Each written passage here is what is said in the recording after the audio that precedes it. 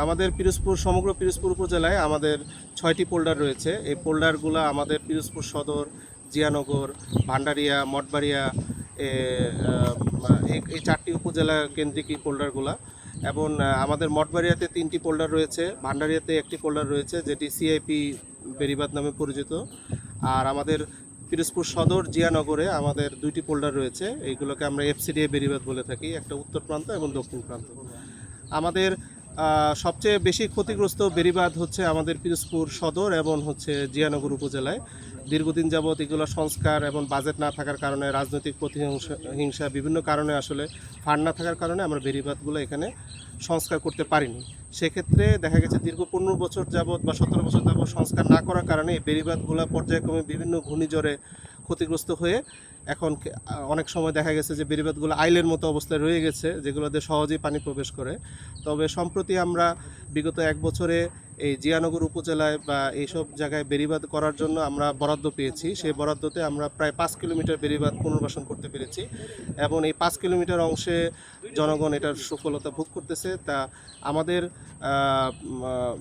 আমাদের আশা থাকবে বা আমার চাহিদা থাকবে যে এরকম আরও ঝুঁকিপূর্ণ এখানে পিরোজপুর সদর এবং জিয়ানগরে আরও 20 কিলোমিটার বেড়িবাঁধ এরকম পুনর্বাসন করাটা অতীব জরুরি, যেটা করতেই হবে।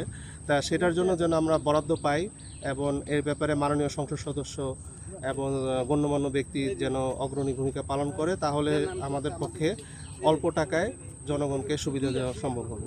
আমরা সম্প্রতি মাঝের চরে 200 মিটারে আমরা বেড়িবাঁধ পুনর্বাসন কাজ, জিও ব্যাগ দিয়ে পুনর্বাসন কাজ আমরা করতেছি এবং পুরা মাঝের চর এলাকাটি অনেক ঝুঁকিপূর্ণ এবং একদম বঙ্গোপসাগরের নিকটবর্তী হয়, আরও ঝুঁকির মাত্রা বেশি এবং ঘূর্ণিঝড়ের সময় সবচেয়ে বেশি এফেক্টেড মাঝের চর, খেতাসিরা এই জায়গাগুলোতে হয়ে থাকে।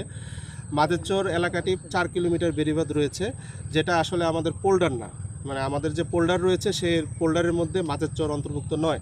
কিন্তু আমরা স্থানীয় সংসদ সদস্যের সাথে আলাপ করেছি, আমরা সামনের অর্থ বছরে এই 4 কিলোমিটার বেড়িবাঁধ পুনর্বাসন করার জন্য বাজেট চাবো এবং আশা করি যদি বাজেট পাওয়া যায় আমরা 4 কিলোমিটার বেড়িবাঁধ জিও ব্যাগ দিয়ে পুনর্বাসন করে দিব। সেক্ষেত্রে হয়তো জনগণের দুঃখটা অনেকাংশে লাঘব হবে। এই বর্ষা মৌসুমে এবং বিগত বর্ষা মৌসুমগুলো তো পানি উন্নয়ন বোর্ড সবসময় তৎপর ছিল এবং জনগণের স্বার্থ রক্ষার জন্য আমরা এগিয়ে এসেছিলাম এবং আমাদের তদারকি চলমান রয়েছে। আমরা পর্যায়ক্রমে আমাদের সবগুলো পোল্ডার ভিজিট করতেছি এবং যেগুলো ইনস্ট্যান্ট জরুরি কাজ করা দরকার, দুর্যোগকালীন সময় মানুষের কষ্ট লাগানোর জন্য আমরা সেই কাজগুলো করতেছি।